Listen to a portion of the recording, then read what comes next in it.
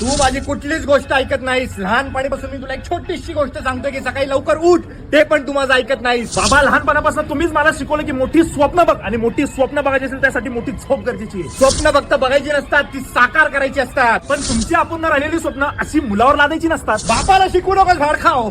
बाबा, आयुष्यभर मी सगळं तुमचंच ऐकलंय. तुम्ही मला म्हणले इंजिनिअरिंग कर, मी इंजिनिअरिंगच केली. पण तुम्ही कधी मला विचारलं की तुला काय हवंय? अरे तुला काय हवंय मला माहितीये. 500 रुपये पेट्रोलसाठी आणि 1000 रुपये हॉटेलात जाऊन त्या पोरीवर उडवण्यासाठी. अरे दुपारी 12 वाजता उठणाऱ्या पोराला मी हे विचारू की तुला काय हवंय म्हणून? त्यापर्यंत बापाच्या तब्येतीकडे कधी लक्ष दिलंच का? परवा माझा गुडघा दुखत होता, एकटा चालत मी दवाखान्यात गेलो. अहो बाबा, पण मी तुम्हाला सांगत होतो डॉक्टरांकडे जायची गरज नाहीये. तुम्ही घरात स्प्रे मारा, तुमचा गुडघा बरा होईल. बापाला शिकवू नकोस भाड खा.